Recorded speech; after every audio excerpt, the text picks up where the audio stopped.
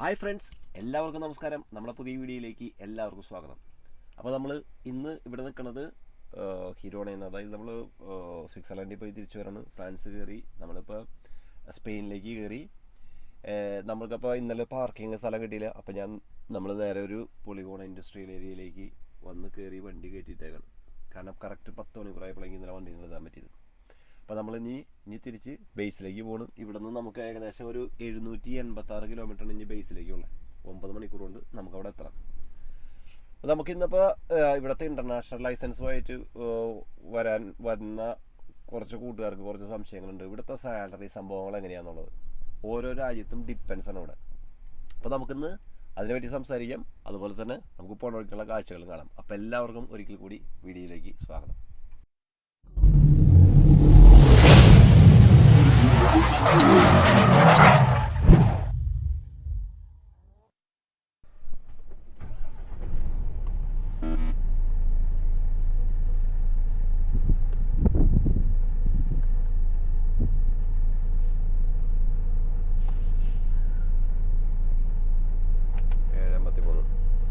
കാലത്തപ്പോൾ 7:53.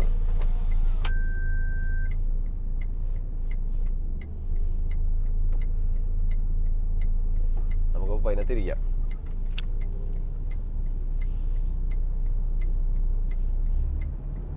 ഈ സമയം എന്ന് പറഞ്ഞു കഴിഞ്ഞാൽ ഇനിയിപ്പോൾ അങ്ങോട്ട് അലർജിയുടെ സീസണാണ്. ഇവിടെ ഒരു ഏപ്രിൽ മാസം കഴിയുമ്പോഴേക്കും സാധാരണ മെയ് മുതൽ വന്നിട്ട് പ്രിമാവേരാണ്. പ്രിമാവേര എന്ന് പറഞ്ഞു കഴിഞ്ഞാൽ ഇപ്പോൾ പൂക്കളൊക്കെ പൊഴിയണ സമയമാണ്.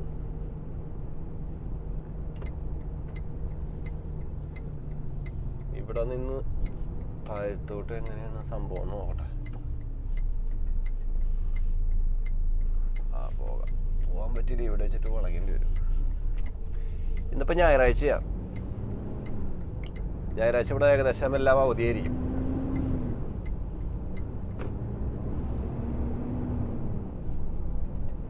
നമുക്ക് പാർക്കിങ്ങിൽ കിട്ടിയില്ലെങ്കിൽ ഇൻഡസ്ട്രിയൽ ഏരിയ അന്വേഷിച്ചിട്ട് അവിടേക്ക് മാറലാണ് ഏറ്റവും ആദ്യത്തെ പരിപാടി.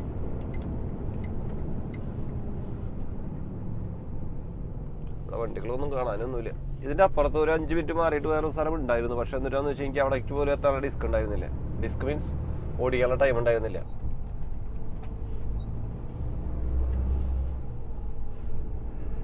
ഇങ്ങനത്തെ സ്ഥലങ്ങളിൽ കിടക്കുമ്പോൾ ശ്രദ്ധിക്കേണ്ടത് എന്നിട്ടാന്ന് വെച്ച് കഴിഞ്ഞാൽ റോബറിയാണ്.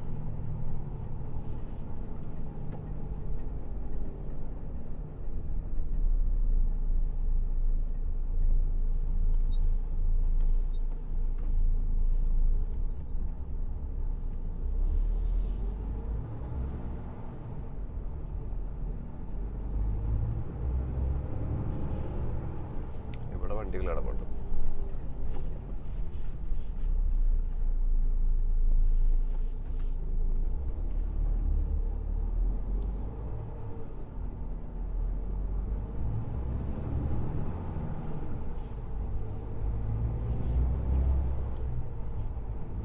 ഇതാണ് ഇവിടുത്തെ ഒരു ഇൻഡസ്ട്രിയൽ ഏരിയ.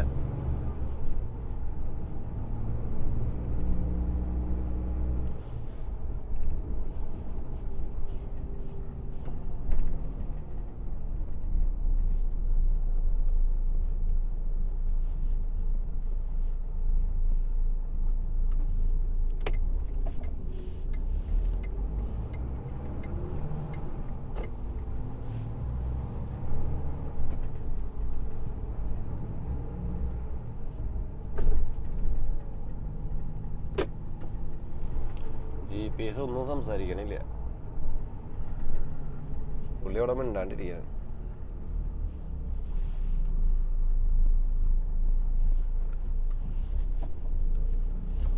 ഇവിടെ സ്റ്റോപ്പ് സിഗ്നൽ കണ്ടു കഴിഞ്ഞ് കഴിഞ്ഞാൽ ഗ്രീൻ ബട്ടൺ അല്ലെങ്കിൽ വണ്ടി നിർത്തിക്കൊള്ളാം.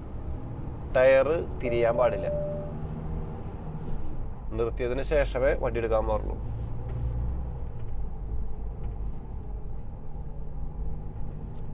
ഏരിയ ഇന്നലെ ഞാൻ വന്നു. അതെ, ആപ്പേസ് ചെയ്യത്തെ ഇതുവരെയായിട്ടും GPS ഒരു അക്ഷരം പോലും വേണ്ടിയില്ല. അപ്പോൾ നമ്മൾ അന്വേഷിച്ച് കണ്ടുപിടിച്ച് പോകണം. അപ്പോൾ എനിവേ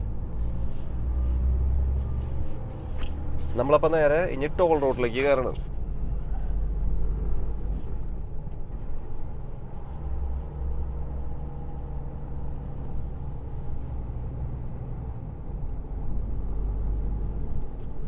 നമുക്കിപ്പോൾ പോകേണ്ടത് ബാർസലോണ വലൻസിയ.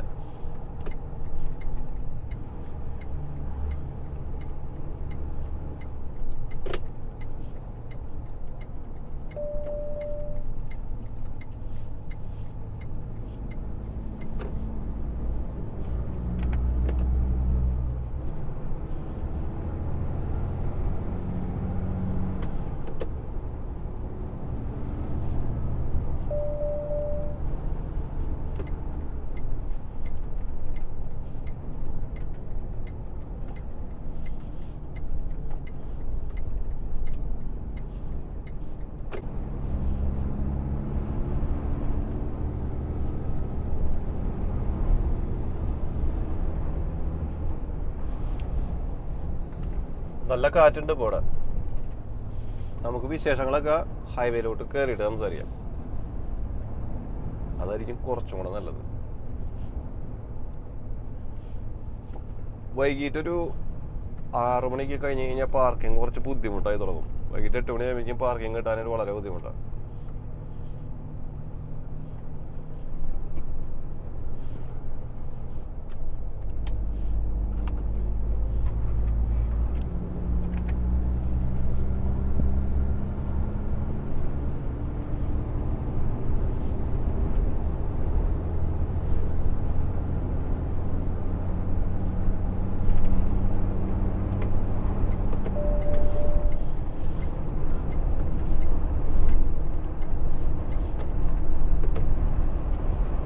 അപ്പോൾ നമുക്കിനി വിശേഷങ്ങളിലേക്ക് വരാം.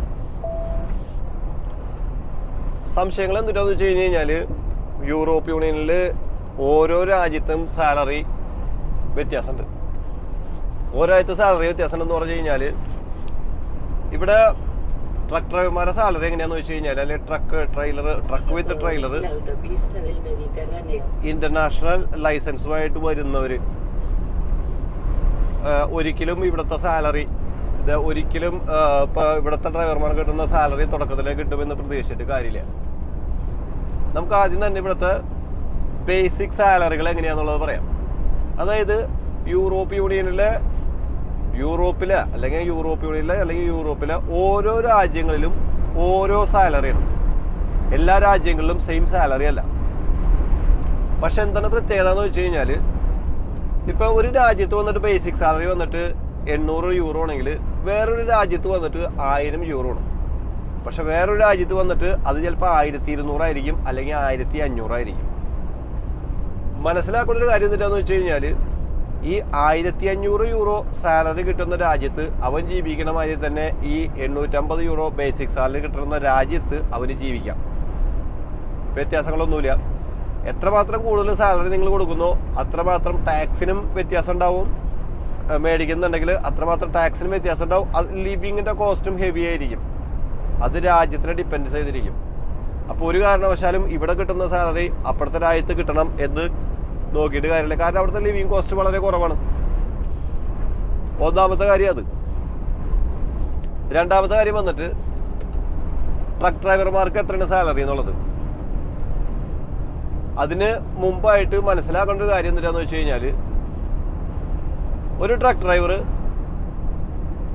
പണിയെടുക്കുന്ന ടൈം, അതായത് ഇപ്പോൾ യൂറോപ്യൻ യൂണിയനിലെ പല രാജ്യങ്ങളിൽ വന്നിട്ട് ഭൂരിഭാഗം രാജ്യങ്ങളിലും 8 മണിക്കൂറാണ് നമുക്ക് സാധാരണ ഇതിൽ ദിവസത്തിൽ ജോലി ചെയ്യാൻ പറ്റുക. ചില രാജ്യങ്ങളിൽ വന്നിട്ട് 8 മണിക്കൂർ എന്നുള്ളത് 7 മണിക്കൂറായിരിക്കും. ചില രാജ്യങ്ങളിൽ വന്നിട്ട് കോൺട്രാക്ട് വയ്ക്കുന്ന ടൈം, അതായത് ബേസിക് ഇത്ര മണിക്കൂറേ നിങ്ങൾ ആഴ്ചയിൽ വർക്ക് ചെയ്യാൻ പാടുള്ളൂ എന്നതുള്ളതാണ് നിയമം. ചിലയിടത്ത് വന്നിട്ട് 40 മണിക്കൂറാണ്, ചിലയിടത്ത് വന്നിട്ട് 38 മണിക്കൂറാണ് നമുക്ക് വർക്ക് ചെയ്യാൻ പറ്റുക. ട്രക്ക് ഡ്രൈവർമാരെ സംബന്ധിച്ച് എങ്ങനെയാണ് സംഭവം എന്ന് വെച്ച് കഴിഞ്ഞാൽ ട്രക്ക് ഡ്രൈവർമാർക്ക് 40 മണിക്കൂറാണ് കോൺട്രാക്ട് വെക്കുന്നതെങ്കിലും ഒരു ദിവസത്തിൽ ഒരു ട്രക്ക് ഡ്രൈവർക്ക് വന്നിട്ട് സാധാരണ വ്യക്തി 8 മണിക്കൂർ ജോലി ചെയ്യുന്നുണ്ടെങ്കിൽ ഒരു ട്രക്ക് ഡ്രൈവർക്ക് വന്നിട്ട് 15 മണിക്കൂർ വരെ ജോലി ചെയ്യാം എന്നുള്ളതാണ് നിയമം. അപ്പോൾ എന്താണ് സംഭവം എന്ന് വെച്ച് കഴിഞ്ഞാൽ നമ്മുടെ കോൺട്രാക്റ്റിൽ, അതായത് 40 മണിക്കൂറേ കോൺട്രാക്റ്റ് നമുക്ക് ചെയ്യാൻ പാടുള്ളെങ്കിലും ട്രക്ക് എന്ന് പറയുന്ന ഫീൽഡിൽ വന്നിട്ട്, കാരണം ഭൂരിഭാഗം പേരും ഇന്റർനാഷണലാണ്, ഒരു നല്ലൊരു ശതമാനം ഇന്റർനാഷണലാണ്. പിന്നെ ഒരു അവശ്യ സർവീസാണ് ഈ പറഞ്ഞ ട്രക്ക് ട്രെയിലറുമായിട്ട് ബന്ധപ്പെട്ട സർവീസ്. അവരപ്പോൾ മേടിക്കുന്ന സംഭവം എത്രയാണെന്ന് വെച്ച് കഴിഞ്ഞാൽ ഈ 8 മണിക്കൂറിന് പകരം ഇരട്ടി ടൈം വർക്ക് ചെയ്യുന്നതുകൊണ്ട് സാധാരണ ഒരു വ്യക്തിക്ക് കിട്ടുന്ന ബേസിക് സാലറിനേക്കാളും ഇരട്ടി ശമ്പളം മിനിമം ഒരു ട്രക്ക് ഡ്രൈവർക്ക് കിട്ടുന്നതാണ്.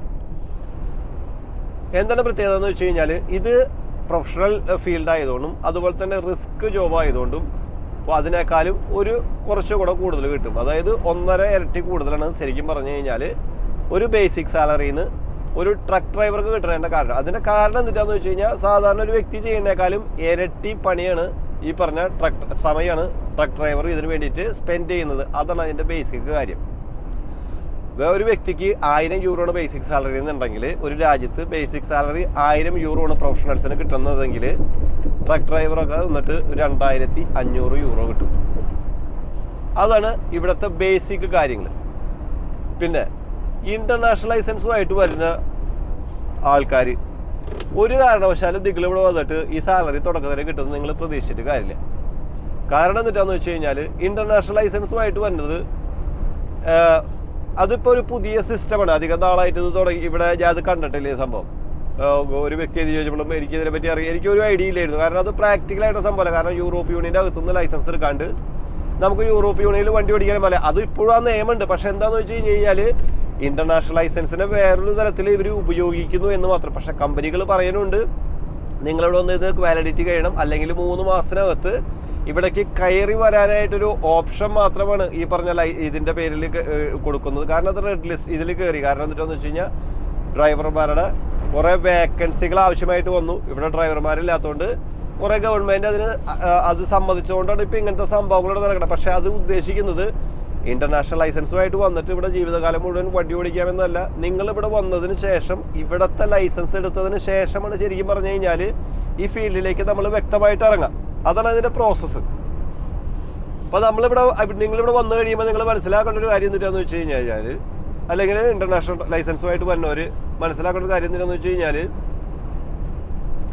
ഒരു കാരണവശാലും നിങ്ങളുടെ പ്രൊഫഷണൽ സർട്ടിഫിക്കറ്റ് എടുക്കാൻ തന്നെ ഏകദേശം ഒരു 1 ലക്ഷം രൂപ എടുത്തു വരും. ഈ പറഞ്ഞ ക്യാപ്പ്, അതായത് സർട്ടിഫിക്കറ്റ്, അതായത് കോമ്പറ്റൻസ് സർട്ടിഫിക്കറ്റ് എടുക്കാനായിട്ട്, പ്രൊഫഷണൽ സർട്ടിഫിക്കറ്റ് എടുക്കാൻ വേണ്ടിയിട്ട്. അതില്ലാണ്ട് നമുക്ക് വണ്ടി ഓടിക്കാൻ പറ്റില്ല. ട്രക്ക് വിത്ത് മുകളിലേക്ക് 3500 കിലോഗ്രാമിൽ കൂടുതലുള്ള വണ്ടികൾ ഓടിക്കാൻ പറ്റില്ല. അതിന് വേണ്ടിയിട്ട് ഏകദേശം കമ്പനി ഇറക്കുന്ന പൈസ 1 ലക്ഷം രൂപ എടുത്ത് കമ്പനി ഇറക്കുന്നുണ്ട്.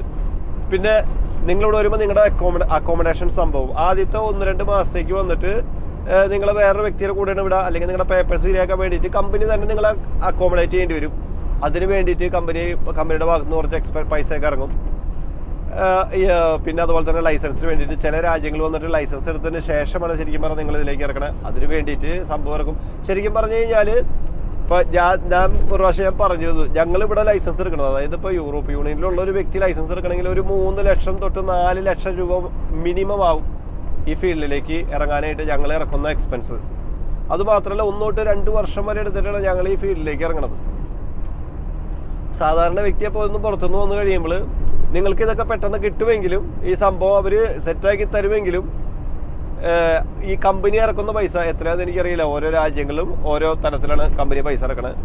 പക്ഷെ ഇങ്ങനെ ഇറക്കുന്നുണ്ടെങ്കിലും ഈ പൈസ കംപ്ലീറ്റ് അവർക്ക് റിട്ടേൺ കിട്ടേണ്ടി വരും.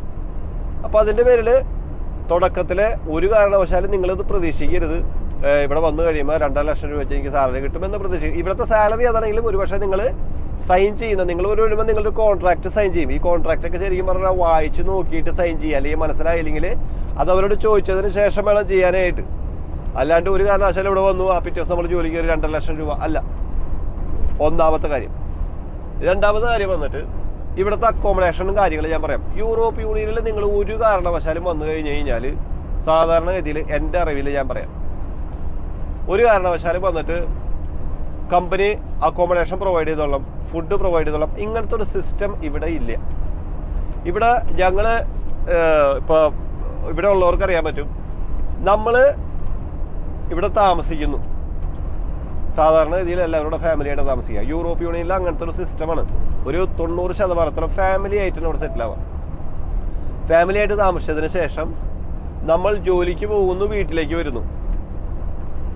ജോലിക്ക് വേണ്ടി മാത്രമാണ് നമ്മൾ ഈ സ്ഥലത്ത് പോകുന്നത്. നമ്മൾ കമ്പനി പോകുന്നത് ജോലിക്ക് വേണ്ടി മാത്രമാണ്. അല്ലാണ്ട് അക്കോമഡേഷനും സംഭവങ്ങളൊക്കെ അതൊക്കെ ഒന്ന് നമ്മളെ പുറത്ത് ഇപ്പോൾ ഗൾഫ് രാജ്യങ്ങളിൽ പോകുമ്പോൾ അങ്ങനത്തെ ഒരു കാഴ്ചപ്പാടാണ്. അതായത് കമ്പനി ഇത് തന്നോളണം, കമ്പനി ഞങ്ങൾക്ക് അക്കോമഡേഷൻ തന്നോളാം, കമ്പനി ഫുഡ് തന്നോളാം, ഈ കമ്പനി ഞങ്ങൾ അവിടെ വണ്ടിക്ക്, അത് അവിടുത്തെ സിസ്റ്റം. ഇവിടെ എന്ന് പറഞ്ഞാൽ അങ്ങനെയല്ല. ഇവിടെ എന്ന് പറഞ്ഞാൽ നമ്മൾ താമസിക്കുന്നു, ഇമ്പോർട്ടൻസ് വന്നിട്ട് ഫാമിലി ആയിട്ട് താമസിക്കുക, പിന്നെ നമുക്ക് ജീവിക്കാൻ വേണ്ടിയിട്ട് നമ്മൾ ജോലിക്ക് പോകുന്നു, അത്ര മാത്രമേ ഉള്ളൂ. അല്ലാണ്ട് കമ്പനിക്ക് ഇതുമായിട്ടൊന്നൊരു ബന്ധമില്ല.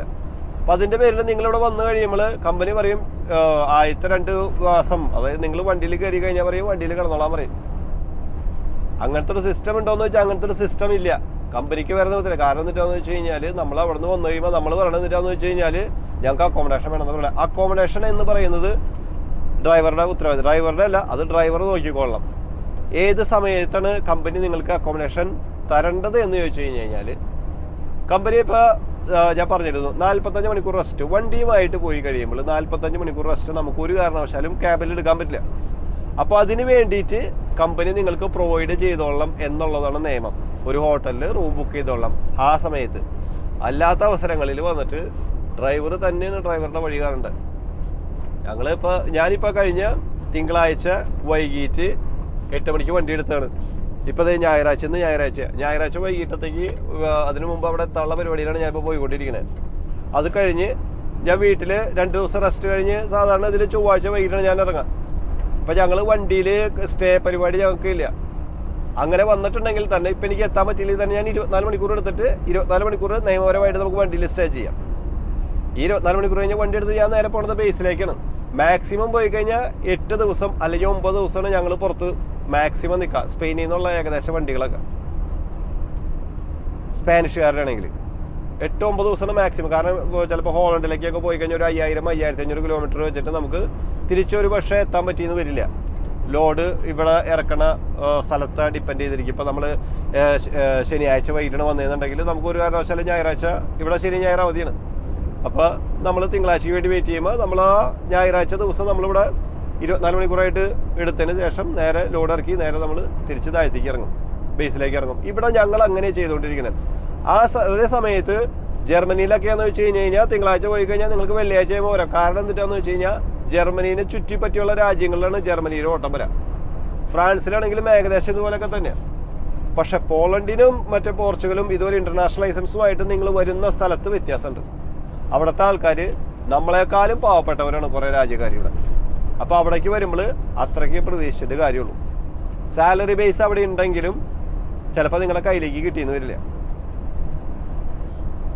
അപ്പോൾ ഇതൊക്കെയാണ് ആദ്യം നിങ്ങൾ മനസ്സിലാക്കേണ്ടത്. സാലറി ഉണ്ടോയെന്ന് വെച്ച് കഴിഞ്ഞാൽ ട്രക്ക് ഡ്രൈവർമാർ, ഇപ്പോൾ ഉദാഹരണം വന്നിട്ട് പോളണ്ടിലെ ഒരു ഡ്രൈവറായിട്ട് ഞാൻ ഇങ്ങനത്തെ കുറച്ച് ഇഷ്യൂസ്, അതായത് നമ്മുടെ മലയാളികൾ വന്നിട്ട് സാലറി കിട്ടുന്നില്ല, കുറച്ച് പേര് തിരിച്ചു പോയി, അങ്ങനത്തെ സംഭവം കേട്ടപ്പോൾ ഞാൻ അവിടുത്തെ ഒരു 2-3 വ്യക്തികളായിട്ട് സംസാരിച്ചപ്പോൾ അവർ പറഞ്ഞു തന്നിട്ടാന്ന് വെച്ച് കഴിഞ്ഞാൽ അവർക്ക് വന്നിട്ട് 2000 യൂറോ അവർ സാലറി മേടിക്കുന്നുണ്ട്. അവർ വന്നിട്ട് 3 ആഴ്ച പുറത്താണ്. ഒരു ട്രിപ്പ് പോയി കഴിഞ്ഞ് കഴിഞ്ഞാൽ 3 ആഴ്ച കൊണ്ട് തിരിച്ചു വന്നിട്ട് 4ാമത്തെ ആഴ്ച മൊത്തം 7 ദിവസം അവർ വീട്ടിൽ സ്പെൻഡ് ചെയ്യും. എന്നിട്ട് 2ാമതാണ് അവർ വണ്ടി എടുക്കുന്നത്. 2000 യൂറോ ഏതൊരു രാജ്യക്കാരനായാലും അവർ സാലറി മേടിക്കേണ്ടതെന്നാണ് ഞാൻ സംസാരിച്ച 3 പേരും എൻ്റെ അടുത്ത് പറഞ്ഞിരുന്നത്. പിന്നെ നിങ്ങൾക്കത് കിട്ടുന്നില്ലെങ്കിൽ, അല്ലെങ്കിൽ പോകുന്ന വ്യക്തികൾക്ക് അത് കിട്ടുന്നില്ലെങ്കിൽ കുറച്ച് നാൾ നിങ്ങൾ വെയിറ്റ് ചെയ്യണം. ഇന്നാളെ ഞാൻ ഒരു ഇതിൽ പറഞ്ഞിരുന്നു, കമ്മ്യൂണിക്കേഷൻ ലാംഗ്വേജ് അത് ആവശ്യകമാണ്. നിങ്ങൾ സംസാരിക്കുന്ന കമ്പനിയുമായിട്ട് കമ്മ്യൂണിക്കേഷൻ ലാംഗ്വേജ് നിങ്ങൾ അറിഞ്ഞിരിക്കണം. ഇതില്ലെങ്കിൽ നിങ്ങൾക്ക് ഈ പറഞ്ഞ സ്ഥലത്തിലേക്കൊക്കെ എത്തിപ്പെടാനായിട്ട് കുറച്ച് ബുദ്ധിമുട്ടായിരിക്കും. ഇപ്പോൾ എങ്ങനെയെങ്കിലും വന്ന് പെട്ട് എങ്ങനെയെങ്കിലും വന്നാൽ മതി, എങ്ങനെയെങ്കിലും കയറിയാൽ മതി. അത് എന്താ പറയുക, പ്രാക്ടിക്കലാന്ന് അത്രയ്ക്ക് പ്രാക്ടിക്കലല്ല. അങ്ങനത്തെ രീതിയിൽ വരുന്നത് കുറച്ച് റിസ്ക്കാണ്. 2ാമത് വന്നിട്ട് ഭാഷ അറിയില്ല. 3ാമത് വന്നിട്ട് നിങ്ങൾക്ക് ഇവിടുത്തെ ഇതുമായിട്ട് ബന്ധപ്പെട്ട് ഇവിടുത്തെ റൂൾസ് ആൻഡ് റെഗുലേഷൻസ് ഒക്കെ കുറച്ച് ഹെവിയാണ് കൂട്ടുകാരെ. സംഭവം കയ്യിൽ കിട്ടിയെന്ന് പറഞ്ഞിട്ട് കാര്യമില്ല. നിങ്ങൾക്ക് അവരെങ്ങനെയെങ്കിലും എടുത്തു തന്നു, അല്ലെങ്കിൽ പ്രൊഫഷണൽ സർട്ടിഫിക്കറ്റ് എങ്ങനെ എടുത്തു തന്നു എന്ന് പറഞ്ഞിട്ട് കാര്യമില്ല. റൂൾസ് ആൻഡ് റെഗുലേഷൻസ് ഒക്കെ അറിഞ്ഞിരിക്കണം, അത്യാവശ്യം അറിഞ്ഞിട്ട്. അപ്പോൾ കുറച്ച് ബുദ്ധിമുട്ടായിരിക്കും. അപ്പം എങ്ങനെയെങ്കിലൊക്കെ ആയിട്ടൊക്കെ പിടിച്ചു നിൽക്കുക. ഒരു വർഷത്തോളെങ്കിലും മിനിമം നിങ്ങൾ പിടിച്ചു നിന്നിട്ട് തിരിച്ചു പോകാനെ പറ്റി ചിന്തിക്കാൻ പാടുള്ളൂ. അപ്പോഴേക്കും ഏകദേശമൊക്കെ നിങ്ങൾക്ക് അത്യാവശ്യം ഭാഷ പഠിക്കുക. അങ്ങനെയൊക്കെയാണ് ഇതിലേക്ക് കയറുക. അല്ലെങ്കിൽ അതുമാണ് ഇവിടുത്തെ സാലറി. നിങ്ങളുടെ കയ്യിൽ കിട്ടുന്നുണ്ടോ കിട്ടുന്നില്ലേ എന്നെനിക്കറിയില്ല. ഇതാണ് ഇവിടുത്തെ ബേസിക് സാലറി. മിനിമം 1 വർഷമെങ്കിലും വെയിറ്റ് ചെയ്യുക. എന്നിട്ട് സുഹൃത്തുക്കളൊക്കെ ആയിട്ട് ആരെങ്കിലൊക്കെ ഉണ്ടെങ്കിലൊക്കെ ഒന്ന് കാണുമ്പോൾ സംസാരിക്കുക. എന്നിട്ട് കമ്പനിയിലേക്ക് കമ്പനി മാറി കയറുക. എന്നിട്ട് അവിടുത്തെ പുതിയ ജോലിയിലേക്ക് കയറുക. സാലറികൾ ഒക്കെ അന്വേഷിച്ച് കയറുക. ഇതാണ് ഇവിടുത്തെ സിസ്റ്റമായിട്ട് നമുക്ക് ചെയ്യാം. നമുക്കൊരു കമ്പനി പറ്റിയില്ലെങ്കിൽ നിങ്ങൾ ആദ്യം തന്നെ ഒരു വർഷത്തേക്ക് കോൺട്രാക്ട് ചെയ്യുന്നത് എങ്ങനെയാണെന്നുള്ളത് എനിക്കറിയില്ല. ഇവിടുത്തെ സിസ്റ്റം അനുസരിച്ചിട്ട് ഇപ്പോൾ സ്പെയിനിലൊക്കെ എങ്ങനെയാണെന്ന് വെച്ച് കഴിഞ്ഞാൽ നമ്മളിപ്പോൾ കോൺട്രാക്ട് ചെയ്തു, ഒരു വ്യക്തി കോൺട്രാക്ട് ചെയ്തു, നമുക്ക് താല്പര്യമില്ലെങ്കിൽ നമുക്ക് ഒരു വർഷത്തെ കോൺട്രാക്റ്റ് ആണെങ്കിൽ 15 ദിവസത്തിന് മുമ്പായിട്ട് നമുക്ക് എന്തെങ്കിലും കാരണം പറഞ്ഞ് നമുക്ക് പിരിഞ്ഞു പോരാം.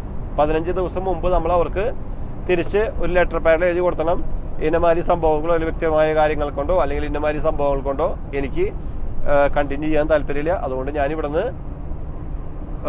ഇത് പോകാമെന്ന് പറഞ്ഞിട്ട് നമ്മളൊന്നുമില്ല ഈ കമ്പനിയിൽ നേരിട്ട് ചെയ്യുക, അല്ലെങ്കിൽ ബ്യൂറോ ഓഫ് എക്സ് വഴിയായിട്ട് നമ്മൾ കമ്പനിക്ക് അയക്കുക. ബ്യൂറോ ഓഫ് എക്സ് എന്ന് പറഞ്ഞു കഴിഞ്ഞാൽ നമ്മൾ ഇന്നമാതിരി സംഭവം അയച്ചു എന്നതിനൊരു തെളിവാണത്.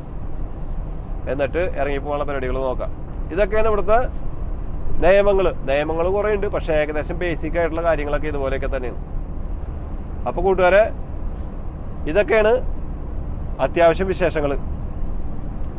ഇൻ്റർനാഷണൽ ലൈസൻസ് ആയിട്ട് വരുമ്പോൾ അല്ലെങ്കിൽ യൂറോപ്പ് യൂണിയനിൽ സാലറിയുടെ വ്യത്യാസങ്ങളും അതുപോലെ തന്നെ ഇൻ്റർനാഷണൽ ലൈസൻസുമായിട്ട് വരുന്നവർ ഫേസ് ചെയ്യാൻ പോണ കാര്യങ്ങളും ഇതൊക്കെ തന്നെയാണ്. അക്കോമഡേഷനെ പറ്റിയിട്ട് നിങ്ങൾ ഒരു കാരണവശാലും ചിന്തിക്കരുത് കമ്പനി എടുത്ത് തന്നെ. ഇവിടുത്തെ അങ്ങനെ സിസ്റ്റം ഒന്നുമില്ല. ഇവിടെ നമ്മൾ ഫാമിലി ആയിട്ട് താമസിക്കുന്നു. ഇവിടുത്തെ സിസ്റ്റം എങ്ങനെയാണ്, നമ്മൾ അക്കോമഡേഷൻസ് ഒക്കെ നമ്മൾ തന്നെ നോക്കാം. ഒരു കാരണവശാലും വന്നിട്ട് ഞങ്ങൾക്ക് അക്കോമഡേഷൻ അത് പുറമേ നിന്ന് വരുന്ന രാജ്യക്കാർ, ചില രാജ്യക്കാർ അങ്ങനെ ആഗ്രഹിക്കുന്നുണ്ട്. അവർ അക്കോമഡേഷൻ ഒന്നും വലിയ ഇമ്പോർട്ടൻസ് ഇല്ല യൂറോപ്പിൽ, അതൊക്കെ നമ്മൾ തന്നെ നോക്കാം. അപ്പോൾ ഇതൊക്കെയാണ് ഇന്നത്തെ വിശേഷങ്ങൾ. അപ്പോൾ കൂട്ടുകാരെ, ഇതൊക്കെയാണ് വിശേഷങ്ങൾ. അപ്പോൾ ഇഷ്ടപ്പെട്ട സപ്പോർട്ട് ചെയ്യാൻ മറക്കരുത്. അപ്പോൾ നമുക്ക് അടുത്ത വീഡിയോയിൽ കാണാം. അപ്പോൾ അതുവരെ എല്ലാവർക്കും ബൈ.